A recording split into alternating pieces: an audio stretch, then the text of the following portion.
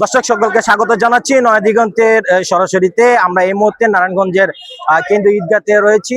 নারায়ণগঞ্জ কেন্দ্রীয় মহানগর আমিরের জামাতের উদ্যোগে যে কর্মী সম্মেলন রয়েছে, কর্মী সম্মেলনে এখন বক্তব্য রাখছেন বাংলাদেশ জামাতে ইসলামের আমির ডক্টর শফিকুর রহমান। সরাসরি তার বক্তব্যে আমরা চলে যাচ্ছি।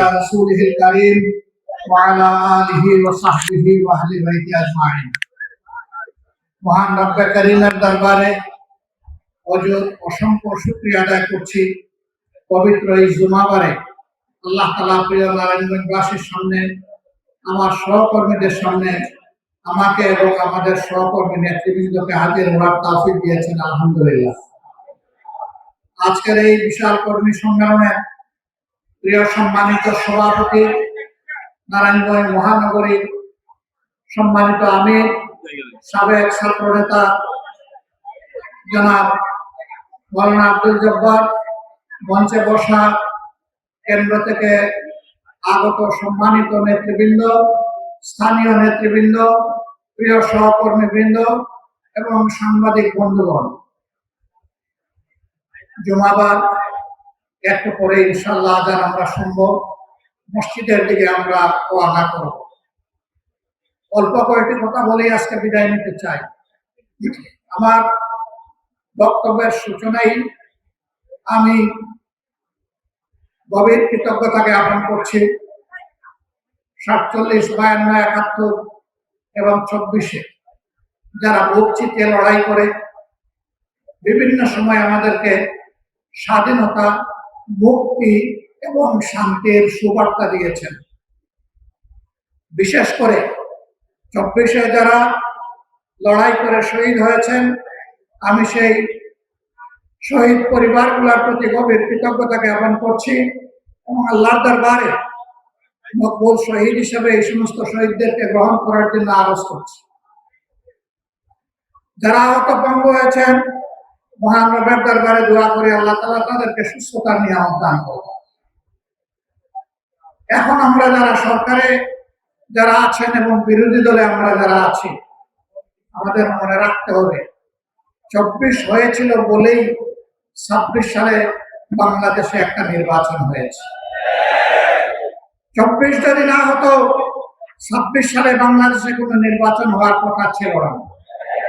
সুতরাং যাদের রক্ত এবং ত্যাগের কারণে আজকের এই সংসদ, সরকার, বিরোধী দল, তারা যদি এই সমস্ত শহীদ পরিবার, আহত পঙ্গু ভাই বোনদের প্রতি অবজ্ঞা এবং উপহাস করেন, অবহেলা প্রদর্শন করেন, এটি নিজের সাথেই গাদ্দারের সামিল হবে।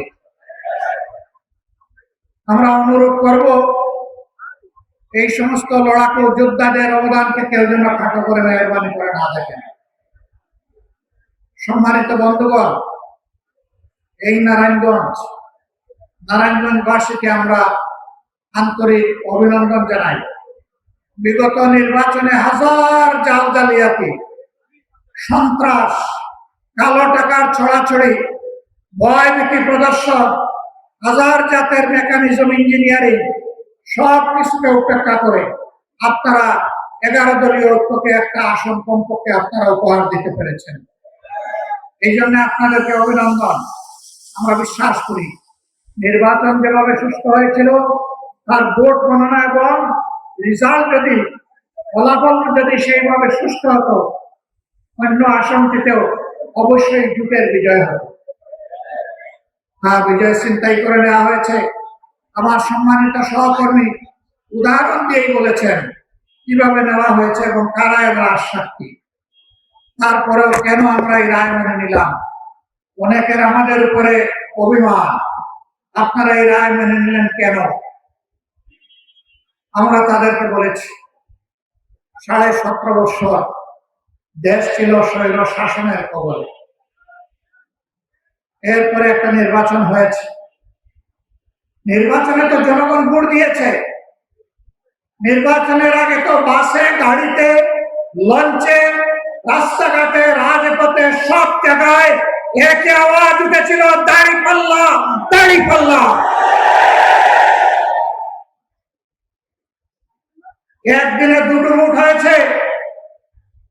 একটি সংসদ সদস্য হিসেবে নির্বাচনের ভোট, আর একটি সংস্কার পরিষদের সদস্য হিসাবে গণভোট। আমাদের অবস্থান সুদৃঢ় ছিল আমাদের মার্কা এবং গণভোটে হায়ের পক্ষে। বর্তমান সরকারি দল প্রথমে হায়ের পক্ষে ছিল না, তারা চুপ ছিল, নীরবে নীরবে তারা নায়ের পক্ষে ক্যাম্পেইন করেছিল। এরপরে জনরোষের মুখে পড়ে তাদের নেতাও কমপক্ষে একবার শহীদ আবু সাইদের এলাকায় গিয়ে বলতে বাধ্য হয়েছিলেন, 12 তারিখ 2টি ভোট, একটা গণভোট আর একটা জাতীয় সংসদের ভোট, আপনারা গণভোটে হাতে ভোট দেবেন। আউয়াল ওয়াস্তে আখের একবারই তিনি বলেছেন, কিন্তু তিনি তো সেই দলটির নেতা। বর্তমানে সংসদে তিনি হচ্ছেন সংসদ নেতা, প্রধানমন্ত্রী, সরকারের প্রধান, বাংলাদেশের প্রধান নির্বাহী। তিনি এই যে বললেন কথাটা, সেই গণভোটে যে 66.8% মানুষ ভোট দিল, 66.8%, তাদের ভোটের মূল্যটা তিনি কি দিলেন? তিনি শপথ নিয়ে এই গণভোটকে অস্বীকার করলেন। তার সহকর্মী, যাকে বলা হয় তিনি সর্বমন্ত্রী, সব মন্ত্রণালয়ে তিনি আজানও দেন, একামতও দেন, মাঝে মাঝে তিনি সংসদে ফতোয়াও দেন। তিনি বলেছেন নির্বাচনটা যাতে হয়ে যায়, এই জন্য আমরা এগুলা বলেছি। লজ্জা! একটা সংগঠনের শীর্ষ জায়গা থেকে যদি জনগণকে এইভাবে ধোঁকা দেওয়া হয়, তাহলে রাজনীতি এবং রাজনীতিবিদদের প্রতি মানুষের আস্থা থাকবে কেন? মানুষ কেন রাজনীতি এবং রাজনীতিবিদদেরকে বিশ্বাস করবে? আমরা ওই রাজনীতি করি নাই, আমরা ওই রাজনীতি করব। আমরা সংসদে নোটিশ দিয়ে 68 মিনিটে আলোচনা করেছিলাম, গণভোট যেন হারিয়ে না যায়, গণভোটকে যেন সম্মান দেখানো হয়। আমরা বলেছিলাম যারা জনগণের রায়কে সম্মান করে না, তারা কখনো গণতন্ত্রপন্থী হতে পারে না। গণতন্ত্রের দাবি হচ্ছে বেশিরভাগের রায়কে সম্মান করা। যেহেতু বেশিরভাগ জনগণ, প্রায় 70% জনগণ হায়ের পক্ষে ভোট দিয়েছে, অতএব সরকারকে এই রেফারেন্ডামের যে সংস্কার প্রস্তাব সবগুলো বাস্তবায়ন করতে হবে।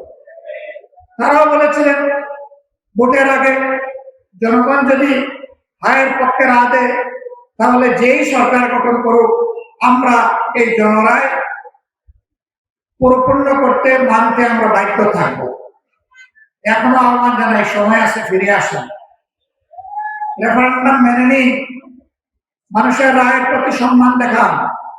নইলে মনে রাখবেন, মানুষের রায়কে উপেক্ষা অগ্রাহ্য করে জোর করে যদি শাসন ব্যবস্থা চালাতে চান, এই জনগণ আপনাদের সামনে হিমালয় পর্বত হয়ে দাঁড়ায় যায়। আমাদের রায়কে মানেন না, তাইলে এই দেশ আপনারা কিভাবে শাসন করবেন? জবাব দিতে পারবেন না। জনরায়কে সম্মান করুন। সম্মানিত ভাই এবং বন্ধুগণ, ইতিমধ্যে সরকার অনেক অঘটন ঘটিয়ে ফেলেছে। কেন্দ্রীয় ব্যাংকের গভর্নর নিয়োগ, ইসলামী ব্যাংক সহ বিভিন্ন ব্যাংকের দিকে কালো হাত, বিশ্ববিদ্যালয়ের যোগ্য ভিসিদেরকে সরিয়ে দিয়ে দলের একান্ত অনুগত দলের কর্মীদেরকে ভিসি হিসাবে বসায় দেওয়া, জেলা পরিষদের মতো গুরুত্বপূর্ণ জায়গায় নিজেদের দলীয় ক্যাডার এবং নেতাদেরকে প্রশাসক হিসেবে বসিয়ে দেওয়া, এইভাবে একটা দলীয় শাসন, একদলীয় শাসন বাংলাদেশে কায়েম করার চেষ্টা করা হচ্ছে। ইতিহাস ভুলে গেলে হবে না। শেখ মুজিবুর রহমান সাহেব একদলীয় বাকশাল কায়েম করেছিলেন না, অর্ধ বছরও ক্ষমতায় থাকতে পারেননি এরপরে। সুতরাং একদলীয় শাসনে দেশের মানুষ মেনে নেবে না।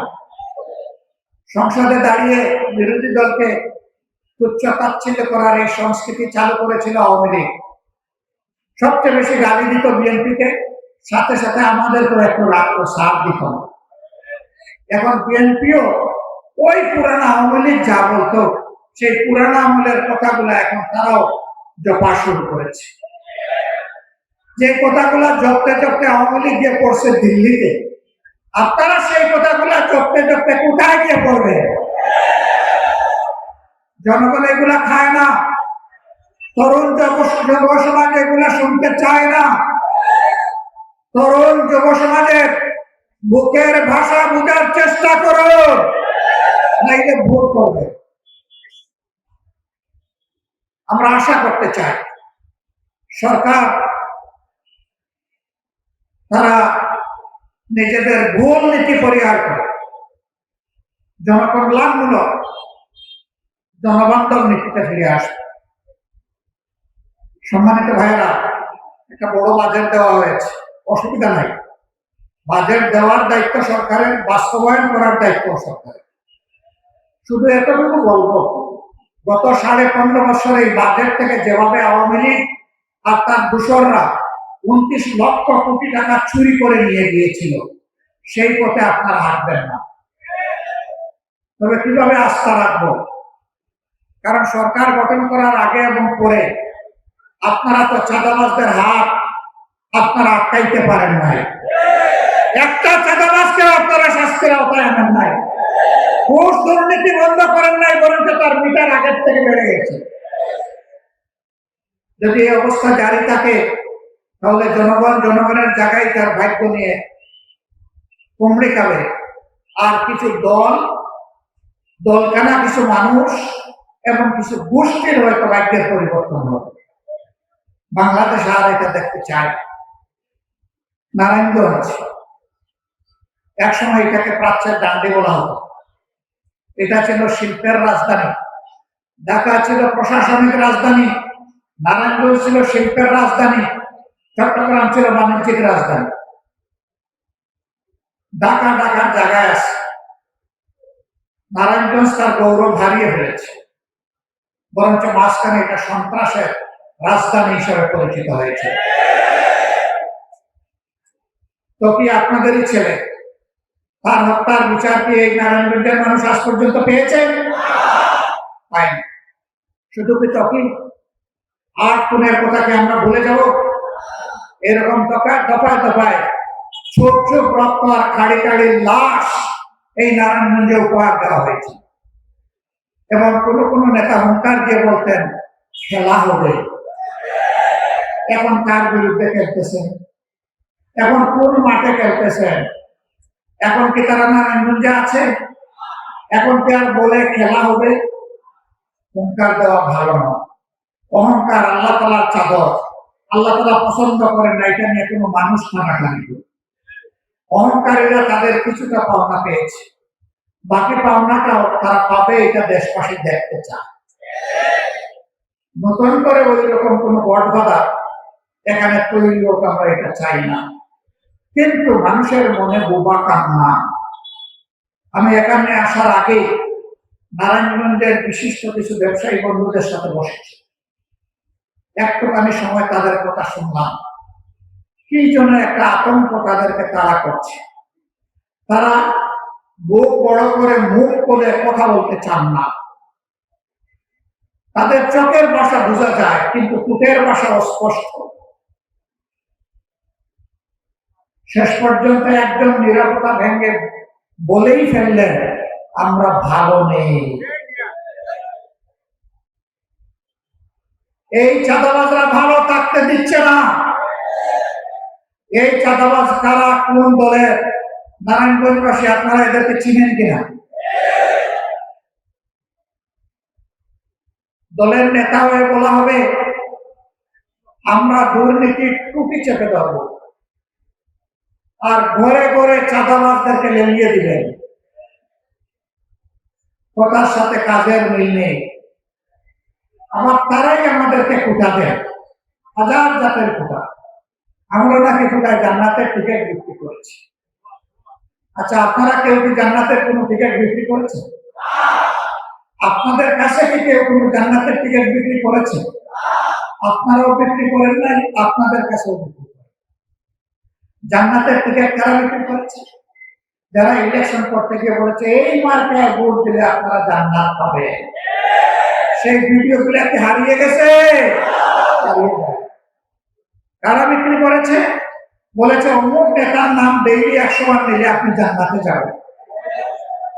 তারা আরেকটা অগ্রসর হয়ে বলেছে আমাদের অমুক নেতার নাম নেওয়ার আগে উজু করা লাগে। এই কথাগুলি কি আমাদের নেতারা কেউ বলেছেন? কর্মীরা কেউ বলেছেন? আপনারা কেউ বলেছেন? কেউ বলেনি। তাহলে বিষয়টা বিষয় হলো চুরের মার বড় বড়। এক চুরের কাহিনী শুনেছিলাম, গরু চুর। সে গরু চুরি করে নিয়ে আসে, মালিক ধনী না, গরিব মানুষ। খবর পাইছে অমুক জায়গায় তার গরু চুরি আছে। আচ্ছা এসে শুনছে যে ওই চুরের একজন বৃদ্ধ মাছ, সে বাড়িতে কেউ মায়ের পায়ে ধরে বলে মা আমি একজন গরিব মানুষ, আমার 3টে সন্তান, 5 জনের পরিবার, আমি বর্গা চাষ করে মানুষের জমিতে যা একটু পাই তাই দিয়ে চলি, আপনি আমার মায়ের মতো, আমার একটু মায়া করেন, দয়া করেন। তো কি দয়া করবো, কি মায়া করবো? বলছে আপনার ছেলে আমার 2টা গরু নিয়ে এসেছে, আমি ধার দেনা করে কিছু টাকা নিয়ে এসেছি, একটু এগুলা রেখে আমার 2টা গরু দিয়ে দেন। ভাই বেটা, তোমার মাঝে কিন্তু বিচার ইনসাফ নাই, তোমার মা আমি কি বেইনসাফি করলাম? বলছে আচ্ছা বলো আজকে তুমি কত টাকা নিয়ে এসেছো? সে সামান্য 1 টাকার কথা বলছে। তুমি জিজ্ঞেস করতেছে আমার ছেলেটা যদি ওখানে হাতে নাতে ধরা খাইত, তাহলে তাকে কি 2-1টা কম দিতাম? তখন তো লাঠি খুশি দিতে দিতে মেরেই যেতাম। সে তো ভাগ্য বলে চলে আসছে, এখন 16 আনা পাওনা দিয়ে তার কাছ থেকে নিতে হবে, 1 টাকাও কম দিলে মানবে। এরাই বলে চুরের মার বড় গলা। অন্যের সম্পদের পর যারা লোক দৃষ্টি ফেলে এরা চোর, এরা চোরের চাইতে আরো খারাপ। আমরা বলি ভিক্ষা কর, ভিক্ষা যদি তোর কিছু না থাকে। ভিক্ষা করা হারাম নয়, অভাবের কারণে ভিক্ষা করা যায়, কিন্তু চুরি এবং চাঁদাবাজি সর্বাবস্থায় হারাম। মদের উৎপাদনকারী, মদের সংরক্ষণকারী, বিপণনকারী কারা এই সমাজের মানুষ জানে না? আগে যারা ছিল তাদের হাত বদল হয়েছে। আগে বিভিন্ন জায়গার দখলদারি, হাট বাজার মহাট যাদের ছিল এখন জাস্ট হাত বদল হয়েছে। এমনকি আগে যে সমস্ত ব্যাংক ডাকাতরা বাংলাদেশের ব্যাংকগুলো থেকে হাজার হাজার কোটি টাকা লুণ্ঠন করেছে, ওদের ব্যবসাগুলো এখন কেউ না কেউ দেখাশোনা করছে। আমরা কি তাদেরকে চিনি না? জনগণ সময় মতো জবাব দেবে ইনশাআল্লাহ। ভাইয়েরা, আমরা চাই না আমাদের প্রিয় নারায়ণগঞ্জ এই অশান্তি এবং চাঁদাবাজদের কবলে পড়ে থাকে। আমরা এই নারায়ণগঞ্জকে একটা স্বচ্ছ পরিচ্ছন্ন, একটা মর্যাদাশীল নগরী হিসাবে দেখতে চাই। আপনারা চান কিনা? ড্রেনের পানি দিয়ে অজু হবে? ভালো মানুষ ছাড়া এই নগরী গড়া যাবে? এমন মানুষের প্রয়োজন হবে যে আল্লাহকে ভয় করে, যে মানুষের হকের দিকে তাকায় না, হাতও দেয় না, বরঞ্চ যার হক চৌকিদারি করে তার হক তার হাতে পৌঁছে দেবে। সেই মানুষ ছাড়া কি আমরা শান্তির, অগ্রগতির, নিরাপদ নারায়ণগঞ্জ নগরী করতে পারবো? পারবো না।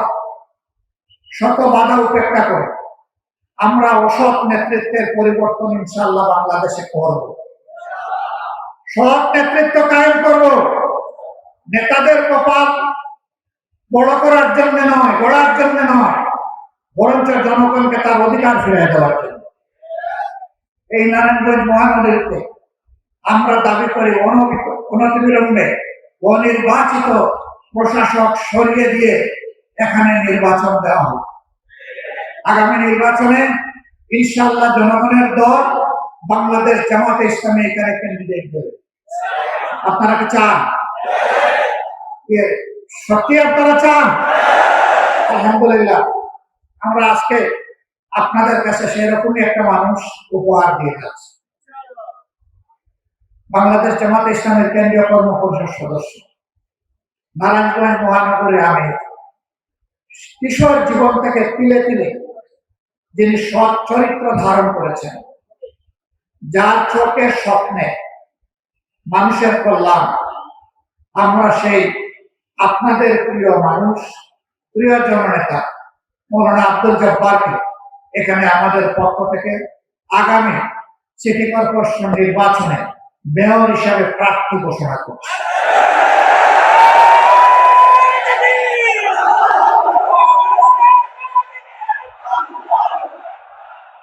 সংগ্রামী সহকর্মীবৃন্দ, অনেক দল প্রার্থী ঘোষণা করেছে, আরো অনেকে করবে। আমরা সবাইকে সাধুবাদ জানাই। রাজনীতির সুস্থ ময়দানে গণতান্ত্রিক পরিবেশে এই নির্বাচন যেন হয়, আগামীতে যেন কোনো চুরি ডাকাতি না হয়, ভোট জালিয়াতি না হয়, হুমকি ধমকি দেওয়া না হয়, কালো টাকার ছড়াছড়ি না হয়, নির্বাচন ইঞ্জিনিয়ারিং না হয়।